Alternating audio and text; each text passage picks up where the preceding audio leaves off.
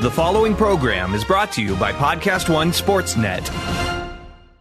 This episode of the Steve Austin Show is brought to you free in part by our friends at Geico. Go to geico.com and in 15 minutes, you could be saving 15% or more on car insurance. That's right, save hundreds of dollars on car insurance at geico.com. Extra money in your pocket? It may just be the most rewarding thing you do today. The following program is a PodcastOne.com production. From Hollywood, California, by way of the Broken Skull Ranch, this is the Steve Austin Show. Give me a hell yeah. Hell yeah! Now, here's Steve Austin. All right, everybody, welcome to the Steve Austin Show. I am coming to you from the Command Center at the Broken Skull Ranch 2.0 out here in the Silver State. I'm over here in Nevada. I'm in my little office out here in my shop, and I got a little heater running. It's kind of chilly out here in Nevada, and I got a couple of furniture pads down on the ground. I got my Kawasaki rug and a dog bed. Callie's sleeping on one side, and over here underneath a couple of deer heads, Moolah is snoring her fool head off. And I got a bunch of Pearl Beer memorabilia in here, some Lone Star stuff, another neon clock, so secondhand spin around like a rotisserie chicken in here. My wife and I have been slowly migrating more and more stuff out here to Nevada from L.A. because this is all stuff that was in storage anyway, so I have plenty of storage facility out here. So I've been moving it, and I was in my closet the other day in my office, and I noticed this briefcase. And this was a briefcase I brought probably in 1990. It had to have been 1990. And I brought the little pile of shitty aluminum briefcase. If you had any money or if you were somebody, you were carrying around a Haliburton. Well, I wasn't anybody and I didn't have any money, so I didn't buy the Haliburton. I brought the cheap imitation copy. And so I ain't looked in this briefcase in I don't know how long. And I said, man, let me see what is in there. I opened up that briefcase, and you remember in Pulp Fiction when Samuel L. Jackson and John Travolta, they kept having that briefcase. And when they opened it up, it just shined a bunch of gold out of there. Well, there wasn't none of that shit in my briefcase, but what there was a couple of old magazines and just a bunch of 4x6, 5x7, whatever they are, pictures from way back in the day. Some when I first started my wrestling career, a lot of these made the magazines, and the photographers at the time would just give me the pictures. And, man, I'm lucky to have them because half this shit I forgot about. And it brought back so many memories. And one of the things that fell out of the Austin 316 edition of the magazine was a booking sheet from the USWA. So what I'm going to do here for the podcast is I'm in my office, got my dog sleeping, I got the neon going. I've got a bunch of pictures laid out on a table in front of me, and I've gotten my iPhone. I took some pictures of these pictures I got laid out. I'll post them on my Instagram account, so as I go through some of these pictures, you can see what the hell I'm talking about, because they always say a picture's worth 1,000 words. And when I started looking at some of these pictures, I said, you know what? There's got to be a podcast here, because I'm sure I've talked about every picture I'm going to talk about, but specifically I'll go through each picture and just some of the good times, the bad times, the high times, and the low times of my career. Now, I don't see any pictures of me bleeding like a stuck pig from when I was working with Bret Hart, who was instrumental in my career. I don't see a picture of the Undertaker and myself when, man, the matches we had, Highway to Hell, when he dropped that leg off that top turnbuckle. But there's a lot of other big matches that I don't have any pictures of. A lot of my stuff with Triple H or Mick Foley, some of those things aren't here. So I'm not forgetting anybody that I ever worked with. I'm just working off some of the names on this booking sheet here and the pictures that I found in this briefcase. And as I started thumbing through some of these pictures, I was like, man, what a damn good time I had in the business of professional wrestling. And I was so thankful that it just seems like my whole life, I guess I was supposed to be a pro wrestler, because that's all I ever wanted to be. As soon as I saw the business on television when I was 7 or 8 down there in Edna, Texas. And then, a pivotal moment would have been when I finished playing football at Wharton County Junior College in about 85. And I was going to get 2 scholarship offers to continue playing college football and continue my college education. And I could have gone to University of New Mexico, or I could have gone to North Texas State University. And I chose North Texas State University.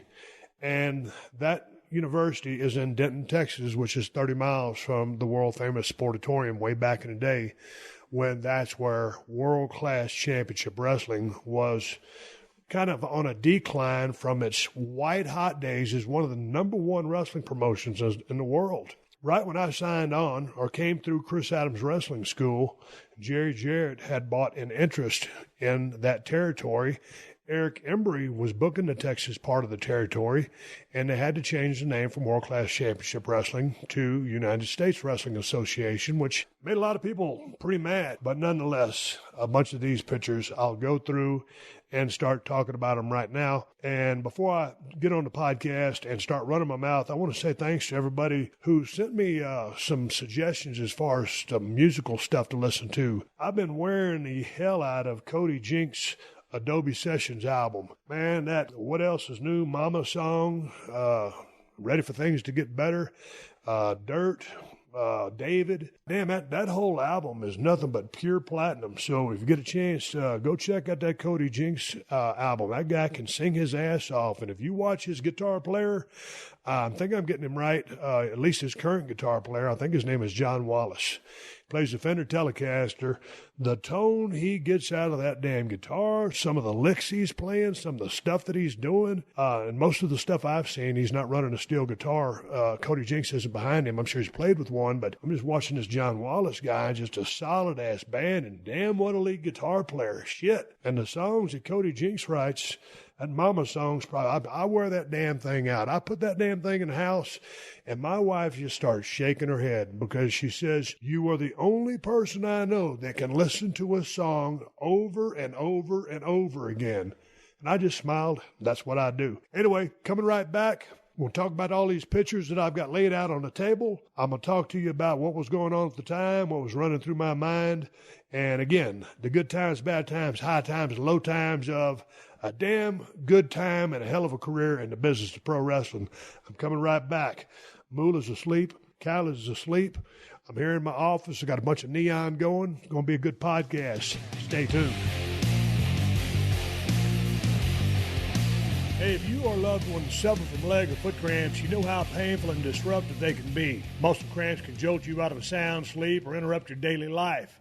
Well, check it out because I'm about to get you hip to TheraWorks Relief. A non-greasy foam is proven to relieve muscle cramps fast and reduce muscle soreness. With daily use, TheraWorks Relief can even prevent muscle cramps before they start so you can get a full night's sleep or do the activities you love. TheraWorks Relief only takes minutes to apply, absorbs quickly, and it works.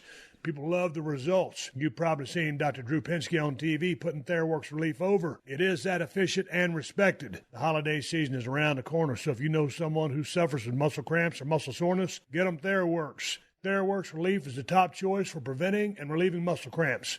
Get TheraWorks Relief today in the pain relief aisle at Walmart, CVS, Rite Aid, and Walgreens, or by talking to your pharmacist. Learn more at TheraWorksRelief.com. That's TheraWorks Relief.com. Check it out. This is the Steve Austin Show. All right, everybody, welcome back to the Steve Austin Show. I am standing here in the office of my shop, the command center, as I call it here at the BSR 2.0. Hell, man, I got a workbench in front of me. I got about 75 4x6, 5x7 pictures strung out on the table, bringing back a shit pile of memories back from the day. And I've tried to do this podcast right now 20 times, minimum 20 times. Sometimes I'll get 5 minutes in. The furthest I've made it is 28 minutes in.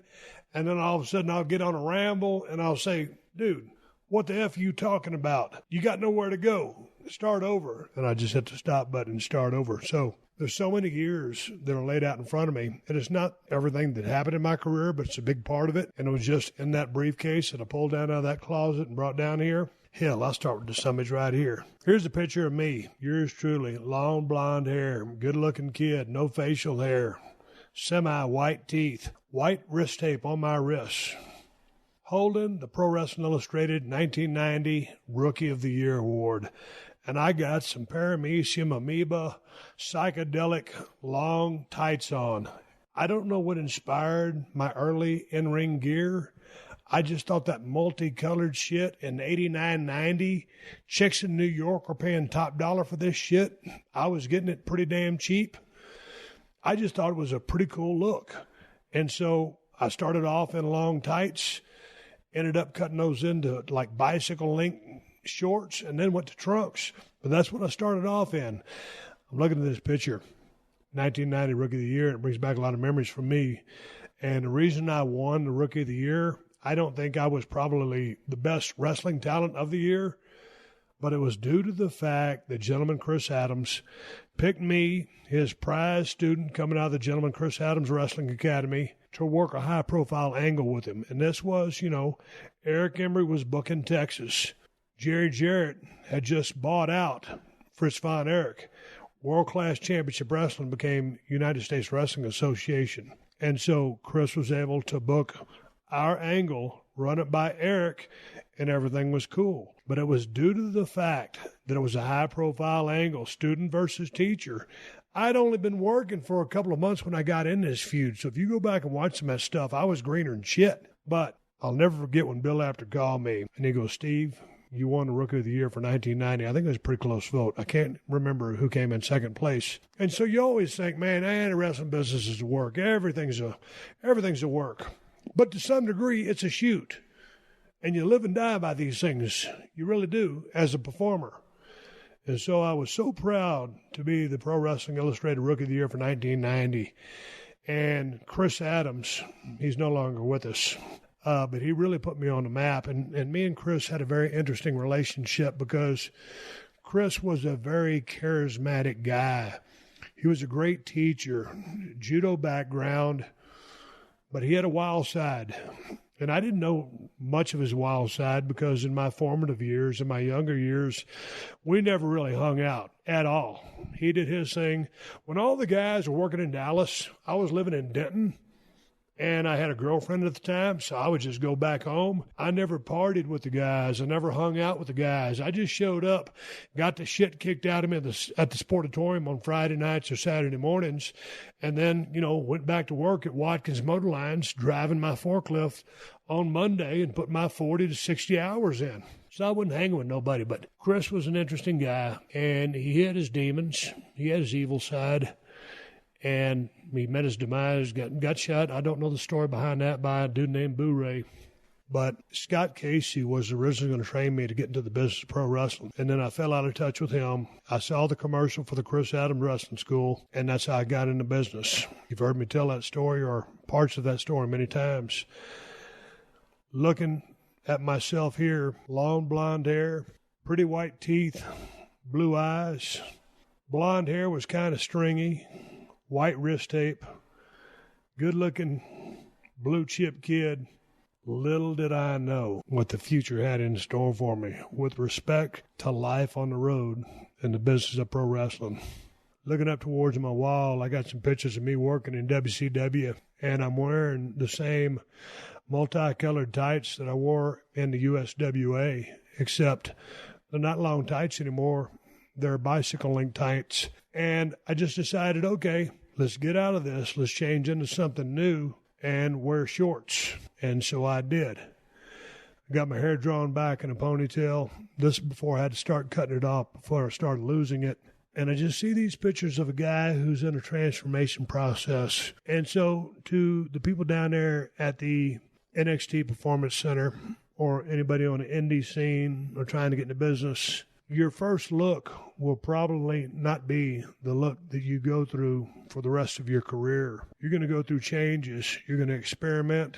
You're going to succeed. You're going to fail. But through all of this process, you're going to find out who and what you are.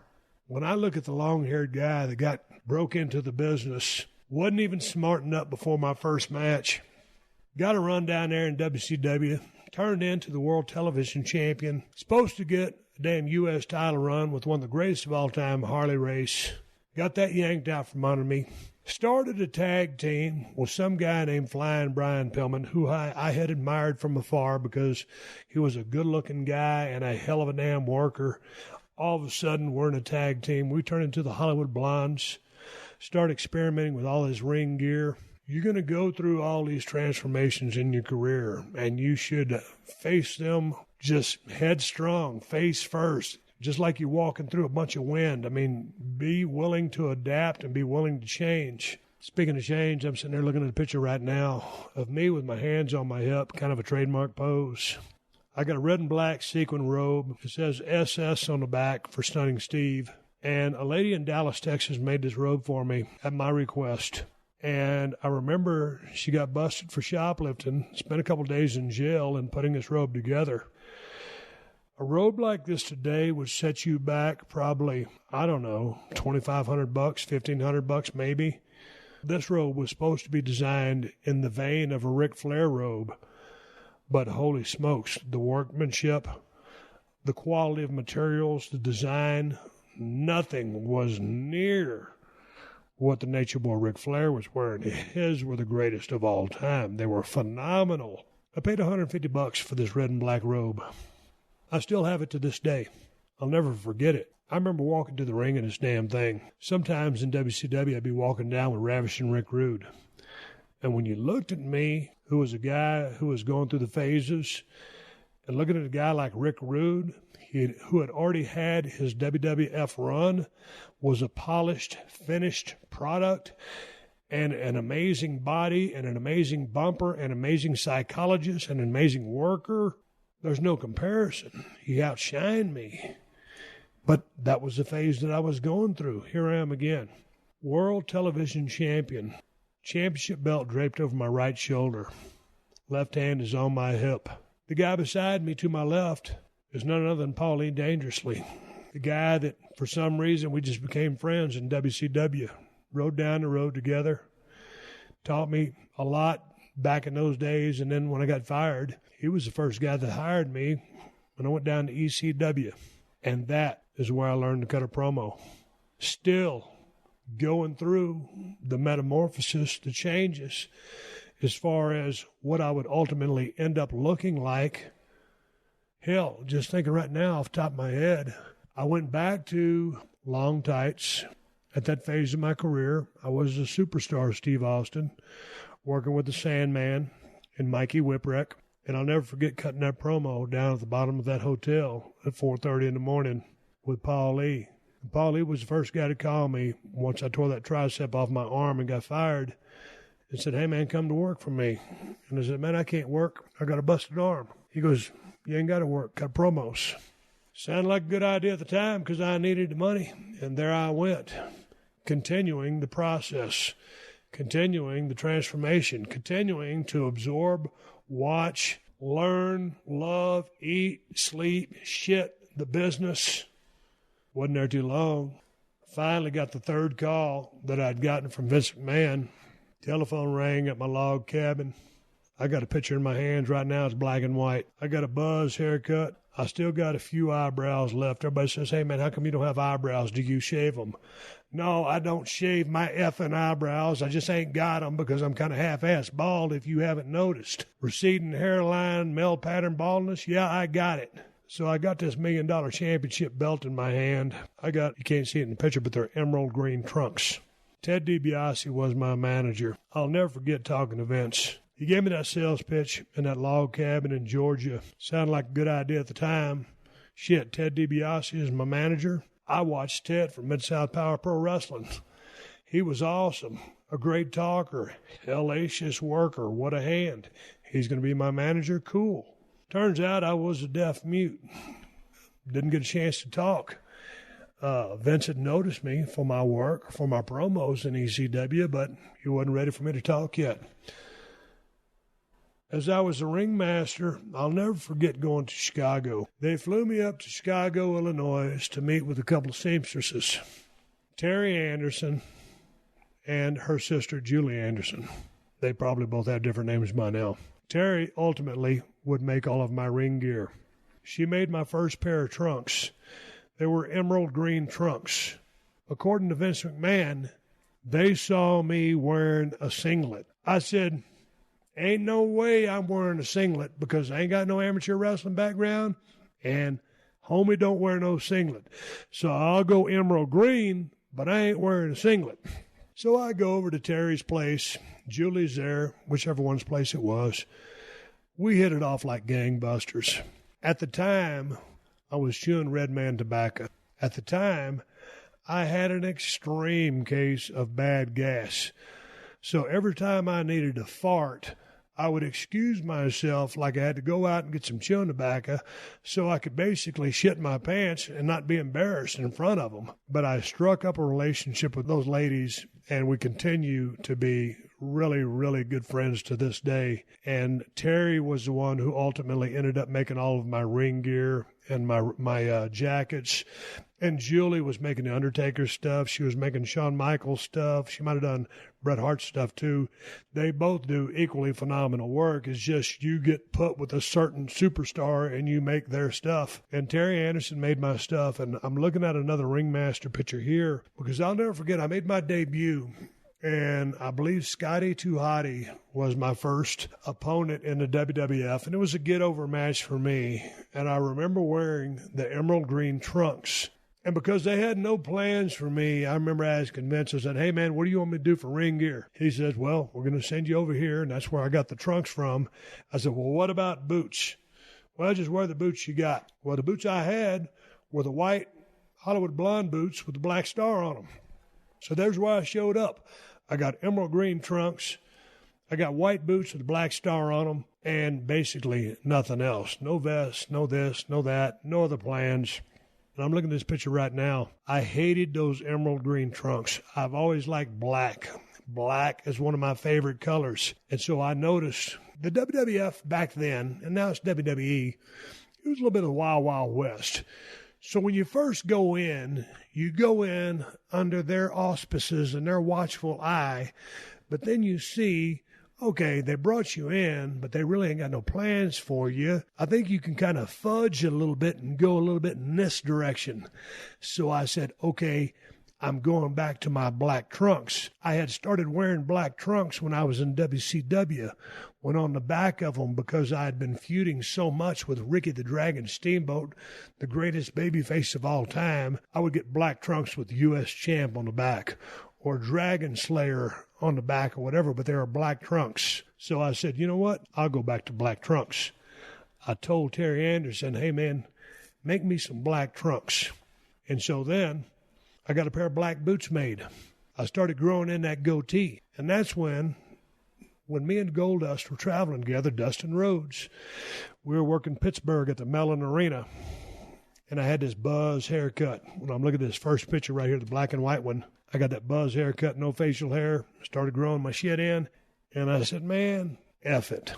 You can't see my hair. I'm going to go ahead and shave this shit off. So that's what I did. And Dustin said, man, what are you doing?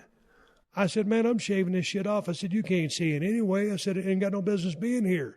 As I'm looking at this picture, this was the beginning of Stone Cold Steve Austin. I got a black knee brace on my right knee.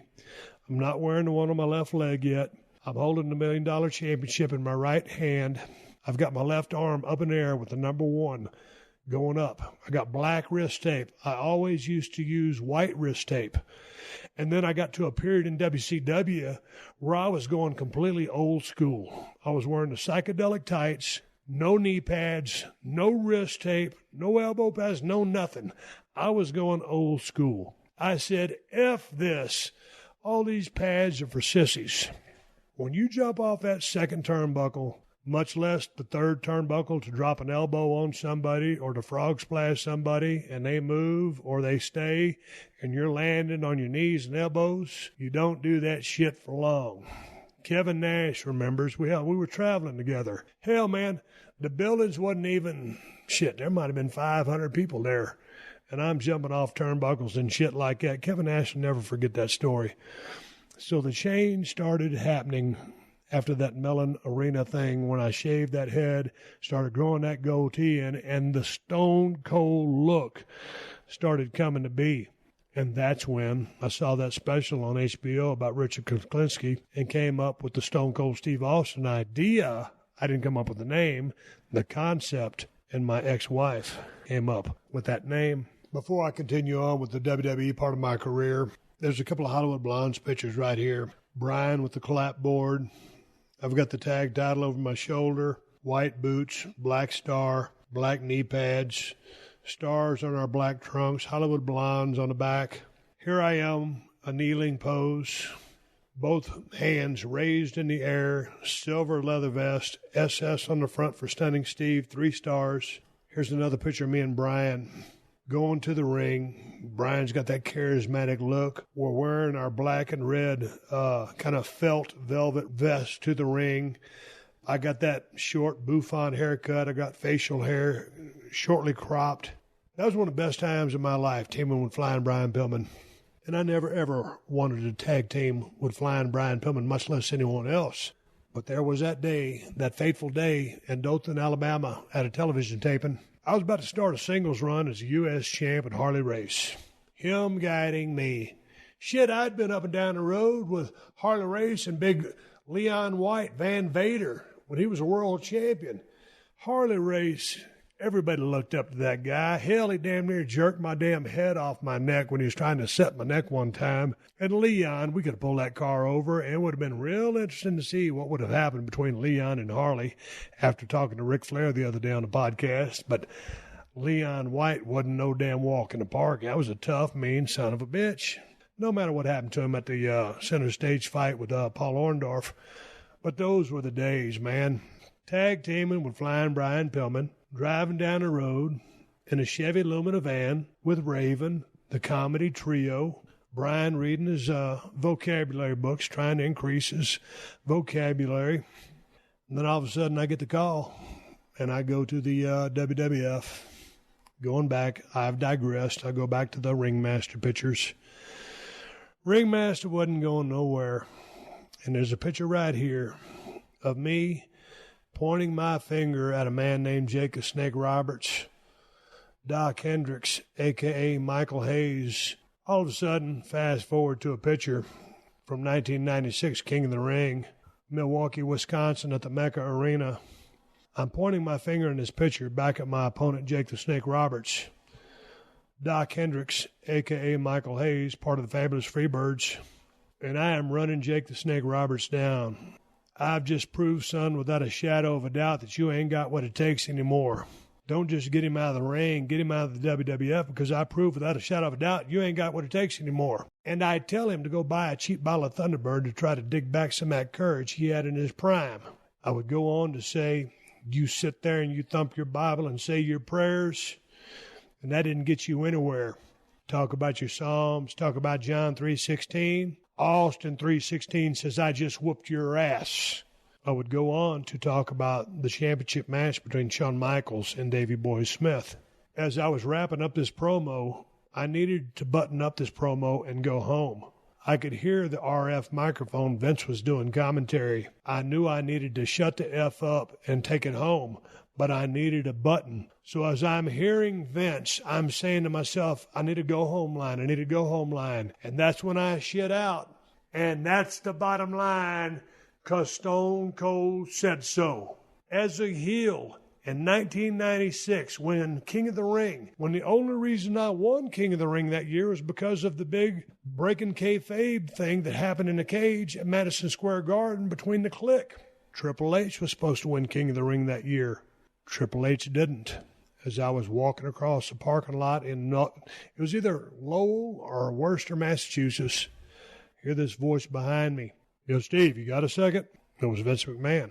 Yes, sir, I do. He says, hey, man, I just want to let you know in 2 weeks you're winning King of the Ring. And I said, okay. I kept carrying my bag into the building and worked TV. So it was a chance opportunity to begin with. I was never designed to win. I was never supposed to win. But when I did win, based on the circumstances that happened, working that first match of that pay-per-view with Mark Merrow, when he does that flippity-flip thing where he kicked me in my mouth and put 14 stitches in my damn lip, well, he didn't. I had to go to the hospital in the middle of the pay-per-view, get stitched up, stayed in my work gear, came back, and got ready to work Jake the Snake Roberts in the final. And that's when Doc Hendricks, Michael Hayes, told me that Jake got a religious-based promo on me, and that's when the Austin 3:16 was born. Myself and Jake would have a short match because of my lip. Didn't want to go and do a bunch of damage to it. And if it had not been for Mark Merrow kicking me in the mouth, the Clique hugging, and, ruining Triple H's chances, Mark Merrow kicked me in the mouth, Jake the Snake Roberts cutting a religious-based promo on me, Doc Hendricks smartened me up about it upon my arrival back to the building from the ambulance, from the hospital. Austin 3:16, because Stone Cold said so, would have never been born. There had been no reason for it to ever have been born. It was specific to the task at hand, the story at hand. And it all goes back to when I chose North Texas State over University of New Mexico for my scholarship football. I wasn't going to leave the state of Texas. That put me with close proximity to world-class championship wrestling. And now this kept unfolding. It's like, I don't believe that you're destined for anything in life, but I think some things happen for a reason, and you have to be in the right place, in the right time. It's like that old saying, I don't know what it is, when opportunity meets preparation or preparation meets opportunity, whatever happens. It just always seems like everything that I've ever done equates to the fact that I made the right decision in deciding to get into the business of pro wrestling. So all those things happened, and now, after all that, I'm looking at a picture. I'm laying in the middle of a ring. I got a championship belt laying by my head. My left hand is on the mat by my head. My right hand is trying to reach up. The look on my face is pure agony. I'm in a lot of pain. I'm discombobulated, and I am effed up. Kneeling over me with his hands on my traps, checking if I'm okay, is my good friend, Earl Hebner. Meadowlands, New Jersey, working a match with Owen Hart. We go into a gimmick. I'm going to give him a pile driver. He reverses out of it. Boom, he goes down to his butt. I'm spiked in the mat, and I am a transient quadriplegic for about 60 seconds. I don't know whether to shit or wind my watch. The stipulation in this match is whoever loses has to kiss the other guy's ass. As I'm laying there paralyzed and Owen is over me, I tell him, don't touch me, I can't move. So Owen starts buying time. And Owen is no longer with us. God rest his soul. When you're paralyzed, it is a shitty situation. I can't move shit. My arms are flapping around a little bit, but my legs ain't doing nothing. Jim Ross on commentary. Jerry Lawler on commentary. After about a minute, I call an audible. I've got to finish this match. I tell Earl Hebner, tell Owen Hart, roll up for the win. And Earl goes and tells Owen, schoolboy. And so, because I cannot crawl on my hands, it was an act of damn near a miracle to be able to bend my knees. If you watch it back on YouTube, it's like I was just this rusty crustacean, and I cannot move. I roll Owen up with the worst cradle in the history of the business. Davey Boy Smith was livid because I'd exposed the business, but I just wanted out of the match. Hell, I'm trying to get back to the dressing room. Hell, I should be in a damn hospital. I can't believe I'm even doing this. My only instincts were, you started this, you have to finish it. That's the mentality of any ultimate competitor in anything you do. You finish. I didn't think about, hey, man, I'm effed up. I can't move. All I could think about was finish the match. I ain't kissing nobody's ass. You know, I'm on fire. I'm white hot. I'm ascending. I'm going to the top. All of a sudden you get paralyzed. Everything changes. But as I lay there paralyzed, it was like a gong. A big gong was hit. But I stayed razor sharp.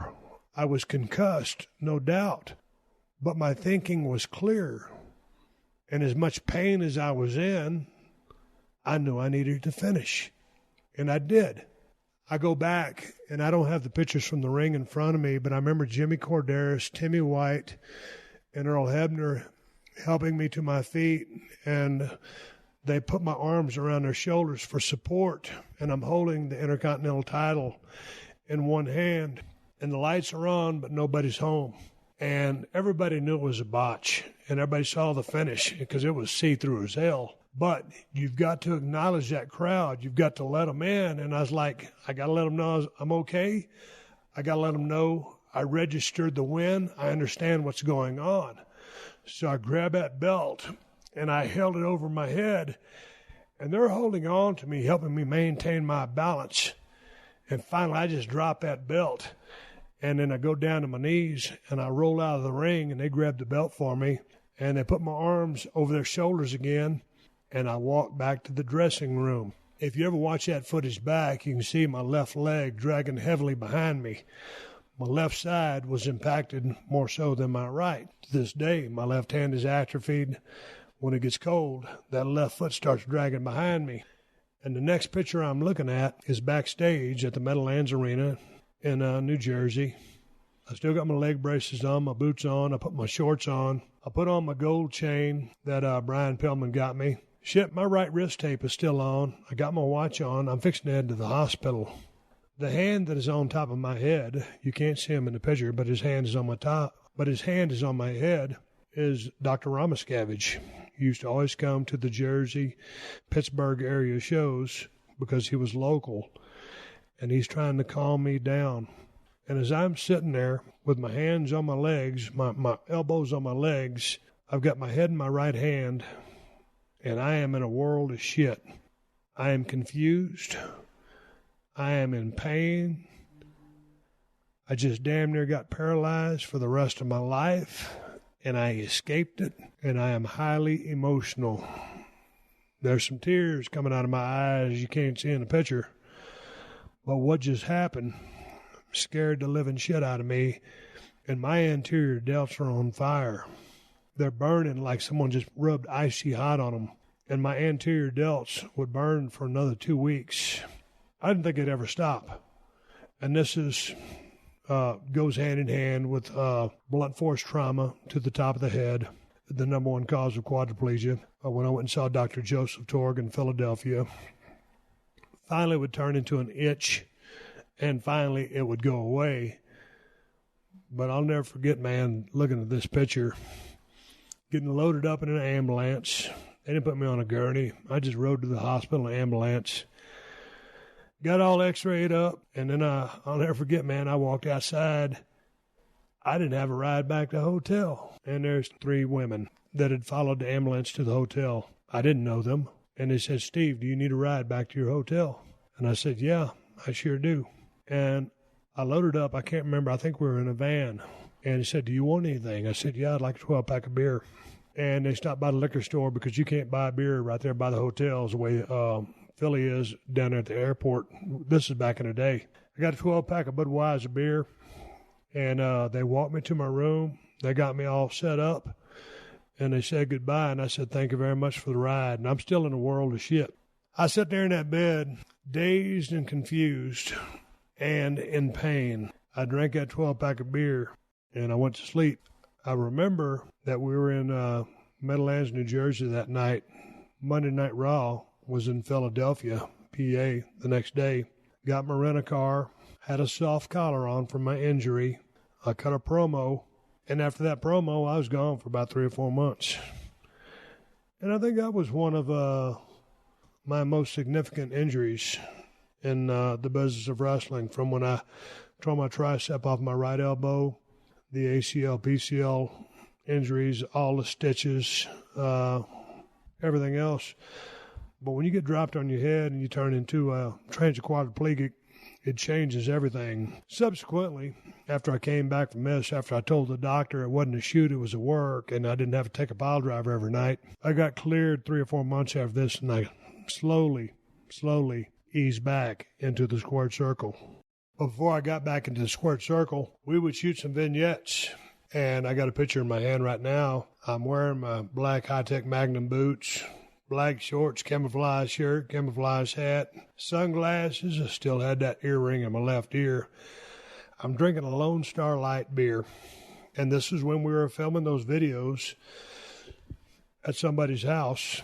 And I was shooting those arrows into those 3D targets with different 8x10 pictures of different people from the WWF who had sent me these so-called get well soon cards and letters and pictures wanting me to come back to the Federation. As I'm looking at this picture, I'm off of work because I got to be off work. My whole life has been basically yanked out from under me. And I got these glasses on, earring going on, goatee, and I'm thinking, man, when am I going to get back to work? Am I going to go back to work? Can I go back to work? Yeah, I did, and I went back to work. Next picture I look at, I believe it's from Fresno, California. I am standing face to face with Iron Mike Tyson. He's wearing a suit. I got cut-off jean shorts, a black Austin shirt, and I got two middle birds right in his face. And he is about to push me halfway across the ring. Mister, when he pushed me, he pushed the shit out of me. Mike Tyson is strong as hell. And when he pushed me, I'll never forget all those $100 bills flying out of his suit and all of his handlers grabbing up those $100 bills. And we were in business. And the next picture I got in my hand is Mike Tyson. He's got the double eagle wing belt, championship belt, the world title, right there holding it at chest level. He's wearing a suit. On the right is myself wearing an Austin 316 shirt, and I got a death stare at Mr. WrestleMania, the one and only HBK Shawn Michaels. And he is looking down at me as I look deep into his soul. This is going to be a damn hell of a match. The match is going to be at WrestleMania 14. I've been in the Federation for a couple years. I got white hot. I got two pictures in front of me. One of them is me and Mike Tyson walking away from the ring, and Mike still got my arm in the air, and I got that World Heavyweight Championship in my right arm. The other picture I got is me on the second rope holding up the double wing belt with two beer cans in my hand celebrating, and this is in Boston, Massachusetts at the Fleet Center. After all the years in the business, probably this is going on year 8. I'm the World Heavyweight Champion for the World Wrestling Federation. All the times I spent paying my dues, learning from all the guys that I've talked about in the podcast. And when you're in WCW and you're competing and you know that the WWF is the major leagues, that's where you want to be. And all of a sudden, I'm with Mike Tyson, a very polarizing figure. Mike was an absolute sweetheart to work with. He's a student of the wrestling game. He knows more about the history of wrestling than most of the guys in the business. That's how big of a fan he is of the business. And so think what you want about him. I saw him in Marina del Rey about a year ago. We hugged each other. He was going to South Africa to do some work. He was phenomenal. He brought so many outside eyeballs to our business. It's absolutely astounding. The press that we did post-match, pre-match, was magnified tenfold because of the presence of Iron Mike Tyson. The only regret I have was that when I pinned Shawn Michaels, and I have that pin somewhere here, I can't find the picture, but I have that picture, and I am hooking Shawn Michaels' leg deep. And I also have my other hand on his trunks because I wanted to show him the ultimate respect. I was kind of turning baby, but I was still kind of heel, and I wanted to show him proper respect. My only regret is Mike hit that 3 count a little too fast. It was bam, bam, bam. Whereas if you go back to the Earl Hebner Championship count, it's 1, 2, 3. There's a definite cadence to the count.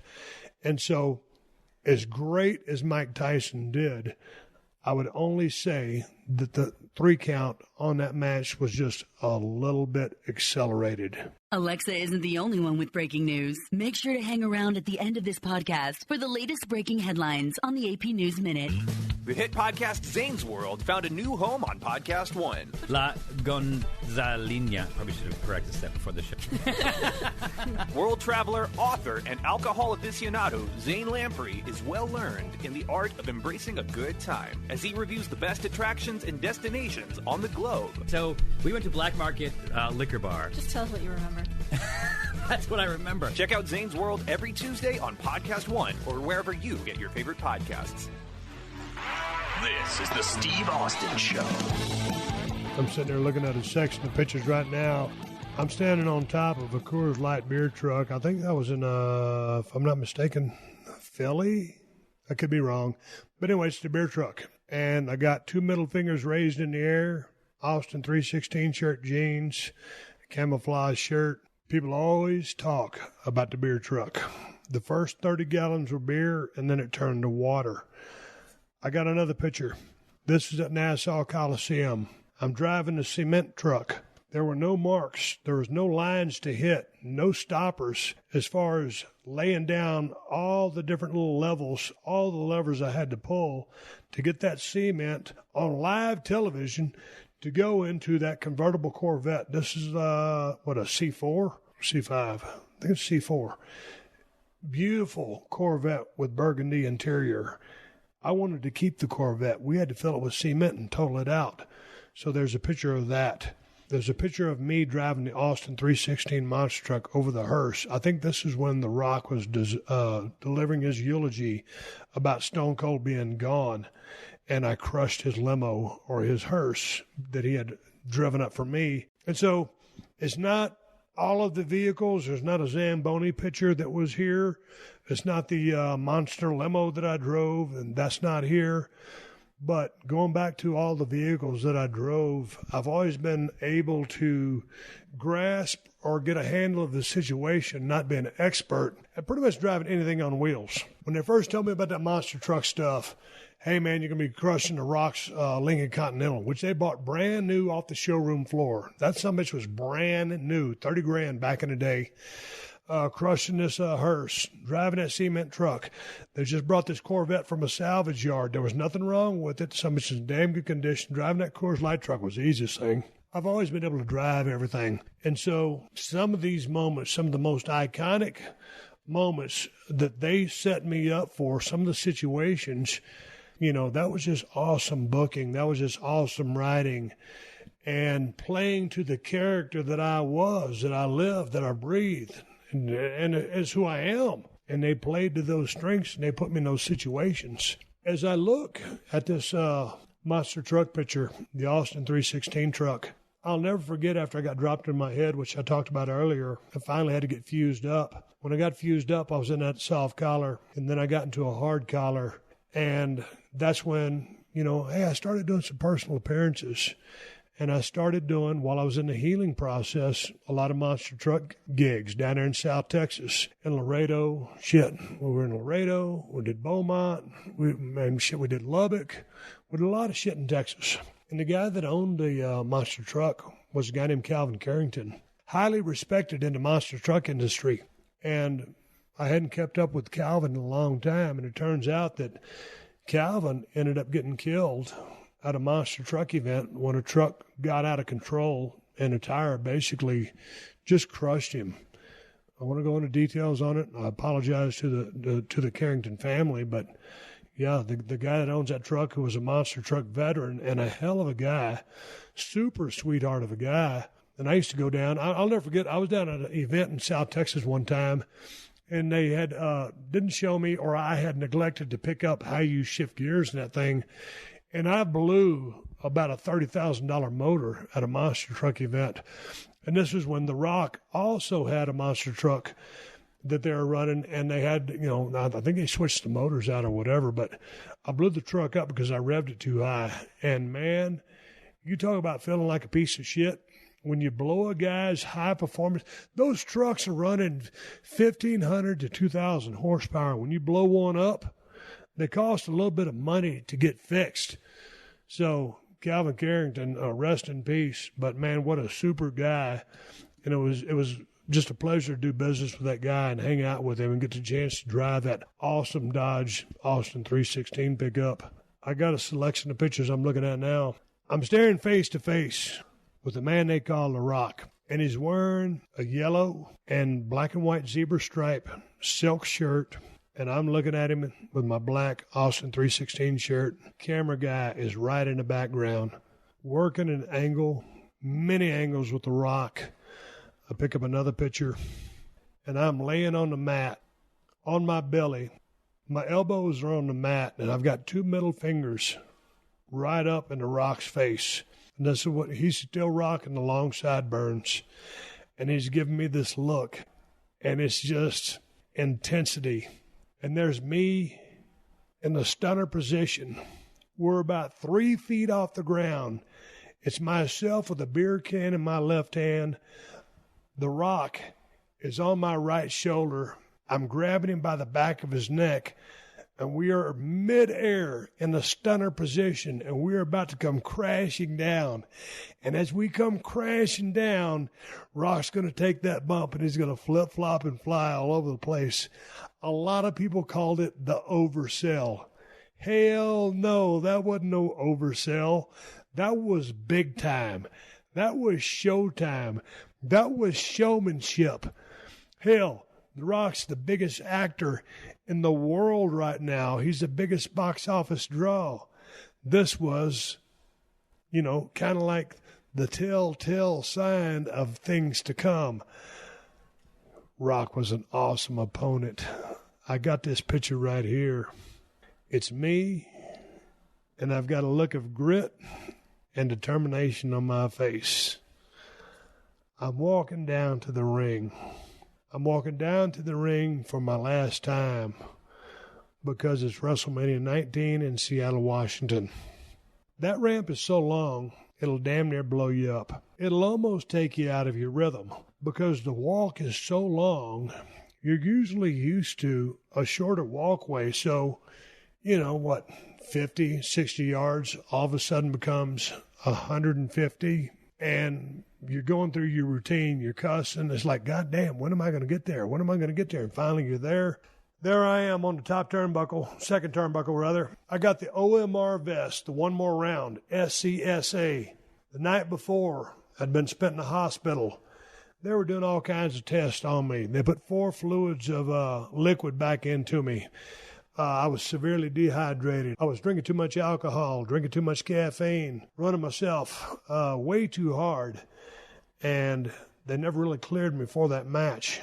But that was a match where I was going to do the favors for The Rock. And there wasn't no way anybody's going to keep me out of that match. And the next picture I got here, Earl Hebner standing right there in the corner. It's me and The Rock, the great one. I still got my vest on. I don't remember that match much. I don't watch it because it wasn't the greatest match we ever had. And I love 17 with The Rock. I love 15 with The Rock. But this was a match where, when we went to this thing, because I'd spent all night in the hospital and I was dehydrated, I wasn't really medically cleared to get back in that ring. This is on me. This is on me. This ain't WWE. It's on me. I was going to work that night and there wasn't nobody going to stop me. I didn't know what the F was going to happen, if I could even make it through the damn match. But I did, and I had a good time doing it, and I'm glad I made it through it. But that was the last match that I ever would have. And I've ridden off into the sunset, and I'm happy with that. Respect to The Rock. I'm looking over here on the right-hand side of my picture selection. Another picture, I got my handcuffs behind my back. I'm being escorted by police officers, security guards. I am used to being arrested on live TV. And it was always a blast to work with the cops because anytime we'd go do some of those gigs, the cops were working security. And I have many friends of mine that are law enforcement officers. And I've made friends with a lot of the police officers here in the area that I live in Nevada. And they would always like to hear wrestling stories. And I always used to hear police stories. So they'd tell me about arrest and stuff that they'd been through. And I'd tell them about traveling and this, that, or whatever. So it was always a kick in the ass, a fun kick in the ass to get arrested because those guys treated us like gold. And then, when you get arrested by the cops, as far as from a television standpoint, if you get arrested by the cops and you're doing something wrong, well, that ain't no good. But we had so much fun together. And that so cemented the Stone Cold Steve Austin anti-authority character because I was going against the wishes of a Vince McMahon. It played into the storyline. So shout out to all the cops and the guys that arrested me and the security guards. It was a blast. And in looking at all these pictures, I'm looking at a picture the very first time I stunned Vince McMahon was at Madison Square Garden. And he started flopping around like a crappie. A crappie is a fish. And you put it on the pier and just starts flopping around. He has his eyes wide open, and he's giving this oversell. And here's a picture where I think it's when we're leading up to St. Valentine's Day Massacre. He's grabbing me with his right hand by the face. And I told him, I said, man, grab me by the face. And I just told him, that's the ultimate, to grab a guy like that and just shit talk him is the ultimate humiliation. And he grabs me by the face, and Vince McMahon is an intense individual. And so am I when we're in an angle. And I'm staring a death dagger in this son of a bitch, and he's doing the same to me, but he's got me in a compromised situation. His guys have got my arms and legs held. I can't do nothing. I am at his mercy, and he has given me the business. Damn, what a fun time that was. Right below that picture, I am just about to crack him in the head with a stainless steel bedpan, and that sumbitch ricocheted the sound. Everybody remembers that. I beat on his leg. He had a hurt left foot in this angle, so I started pounding his left foot, which would be the dastardliest thing to do to a guy, just pick on a weak body part. So I started beating on his foot and then grabbed that bedpan, and at the end I stuck an enema tube up his ass, allegedly. There's a picture below that where, I don't know if this was in Chicago when he fired me or whatever. I got him popping a wheelie in his wheelchair, and I'm pushing him back up the ramp. There's another picture below that. He's at the announce table. Jerry the King Lawler is to his left, and to Lawler's left is the one and only Jim Ross. And I got my middle finger stuck right in Vince's face by about 2 feet. And he's looking at me like, you son of a bitch. I go to another picture, and this is in, was this the build-up to Philly in 15, or was this in Philly when I drove that Coors Light truck? Vince McMahon is on his hands and knees. Shane is in the background. Rock is not in the picture. And this is when Vince starts swimming like a fish because I'm squirting him down with this damn beer. And it's the Oversell Deluxe. It's what I love about Vince. We'll go to the nth degree to make a damn angle work, to make everything pay off, to bring the crowd the satisfaction that it has desired from the get-go of the angle. Vince will do anything. That's why I love the guy, because I too will do anything to pay off that audience for joining in and signing up for the ride. And it is done with conviction and 120% belief. And then here we are, WrestleMania 17, largest attendance in the Astrodome ever. They said George Strait beat our record. I do not believe that to be true. And I have the ultimate respect for George Strait because he's my all-time favorite. We have the all-time attendance record in the Astrodome. And after that incredible match, 28 minutes with The Rock, we lit that place up. In WrestleMania 17, everybody on that crew got off. There wasn't one bad match on that damn whole show. Everybody just absolutely crushed it. And then finally the main event comes out there, as The Rock would say, finally the main event comes out there, and we ripped the roof off that sumbitch. And here's a picture of me, with just blood running down my face, shaking hands with the devil himself, Vince McMahon. I turned heel that night. I believe we're in Fort Worth or Dallas the next night. Things didn't go well for me. People didn't want to boo me. That was the night that I wanted to turn heel. And what a match it was. And Rock would go off and head into Hollywood and turn into the biggest movie star of all time. And I go down to another picture. This is from Nashville, Tennessee. And this is when I was a heel. It was after the show.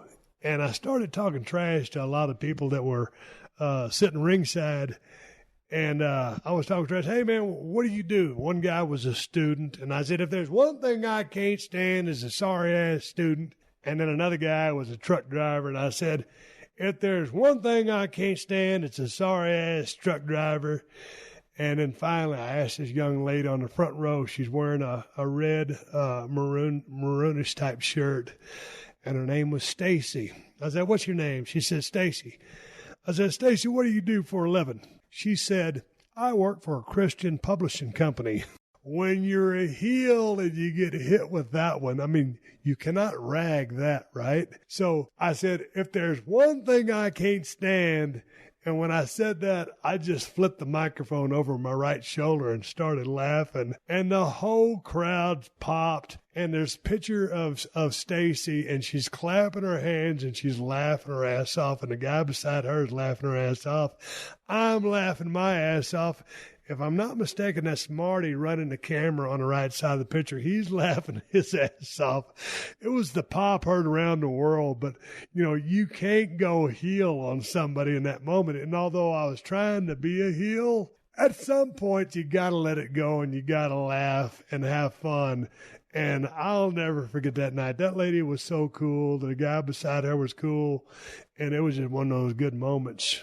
And then as I look down at some of these other pictures, a lot of pictures of me signing pictures with fans. I got a picture here with me with Frank Smallwood from Virginia. Frank has been one of my biggest fans. He's followed me to a lot of events and been all over the place. I'll give a shout out to Frank Smallwood. We'll give a shout out to Christine, some of the people that have been there for a long time. And here I'm signing a picture for a kid, and his mother is with him. She's got the son and 2 kids. Way back in my formative years, wearing a Raw as War cap. A lot of pictures here with military. It's always cool to do stuff with the military. Going overseas one time myself, I know WWE goes damn near every year, signing autographs at the NHRA event when we was running the Austin 316 funny car. That was a blast. So many different moments here. Shit, man, this picture of me. I'm laying down on the mat and I'm selling my ass off, grabbing my right leg, it's in a knee brace, selling my ass off. All the good times. Here's a couple of pictures of my 1998 Chevy pickup truck, which I had about a $3,500 sound system in. Sam, my pit bull that I rescued in South Georgia's in the back. Me and Sam, I'd put him in the back of that truck. Man, that dog used to love to ride. But the last picture I got here that was in that damn briefcase is me with a suit on, a suit and a tie, and I got my right fist extended in the air, and on my ring finger of my right fist is my WWE Hall of Fame ring. I think I was in Houston. My mother and my father came to see me get inducted into the Hall of Fame. I think a couple of my brothers and my sister came as well. One of the proudest moments of my life for my parents to come over there. A couple of my friends came too, to see me get inducted into the Wrestling Hall of Fame for WWE. I call it wrestling because that's what it is. My mom and dad only got a chance to come to a couple of my matches. And I'll never forget when I first started watching wrestling, you know, that first night there when I was 7 or 8 years old, when I believe it to be Dusty Rhodes bleeding in the ring.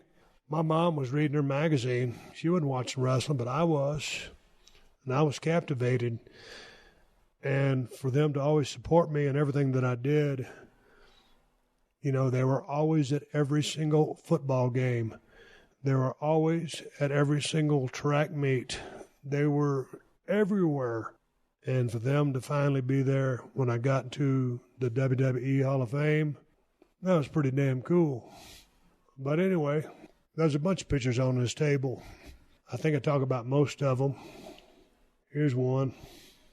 I got a big-ass deer. It's a white-tailed deer in the back of my buddy's pickup truck. Cotulla, Texas, LaSalle County, down there in South Texas.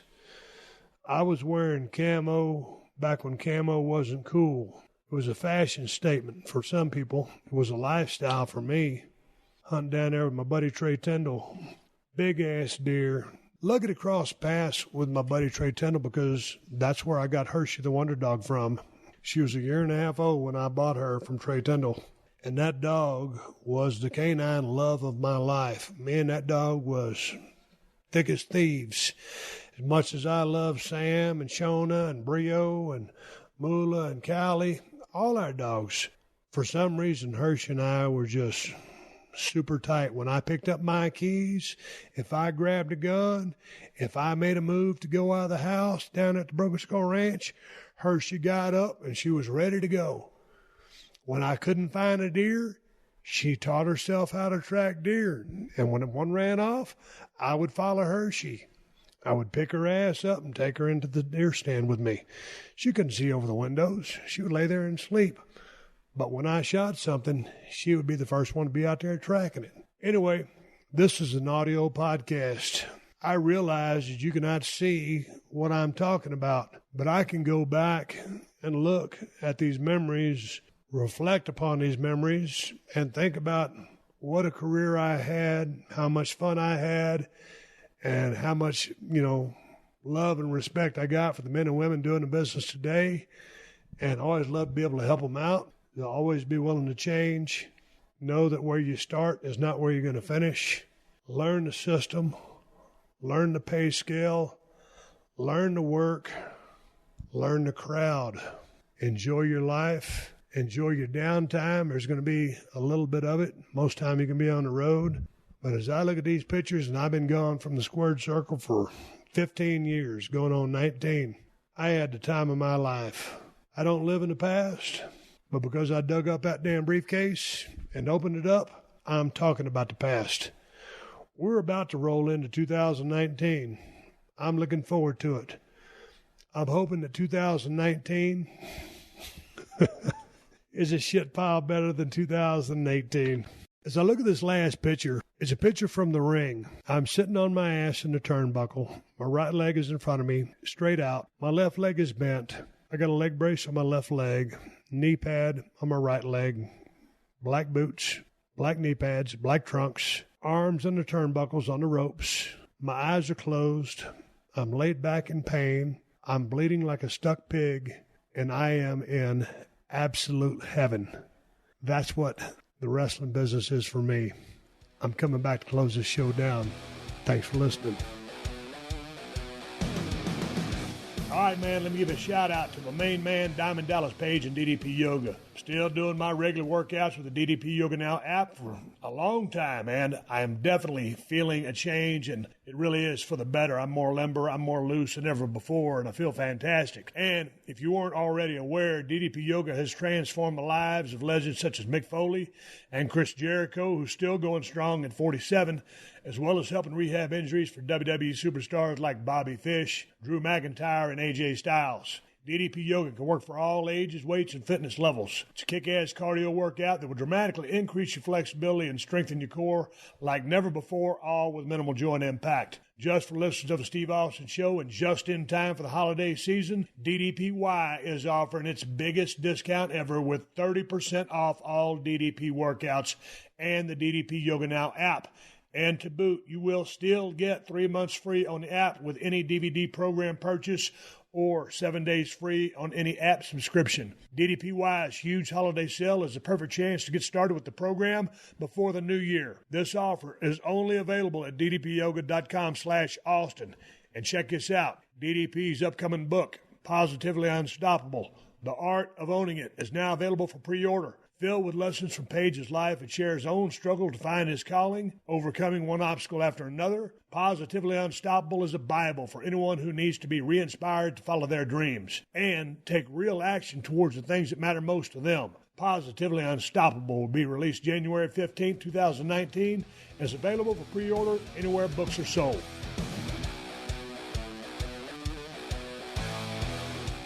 All right, everybody, give me the go-home cue, so I'm going to wrap up this podcast and ride off in the sunset. But before I do that, I want to remind you that I have the best damn IPA on the planet. It's called Broken Skull IPA from El Segundo Brewing Company. You can find Broken Skull IPA at Whole Foods and Total Wines if you live in Cali. If you ain't in Cali, you're probably shit out of luck. And if you're looking to get a badass pocket knife, this is the holiday season. The Cold Steel Broken Skull knife and the Cold Steel Working Man knife. Find them at my new Amazon store. Amazon's got the best price on both knives. Just go to amazon.com/shop/Steve Austin or go directly to the Cold Steel Knives website. I want to say one more thank you to all the fine sponsors of the Steve Austin Show, especially Geico, TheraWorks, DDP Yoga, and TrueCar. That's how I'm able to do this podcast for you twice a week for free. Please support them because they support us. If you need more info on my sponsors, check out the show description to this episode for details. Folks, I am on social media. Twitter and Instagram at Steve Austin BSR. Until next time, my name is Steve Austin, and I will catch your ass down the road. This has been a PodcastOne production. Download new episodes of The Steve Austin Show every Tuesday at PodcastOne.com. That's PodcastOne.com.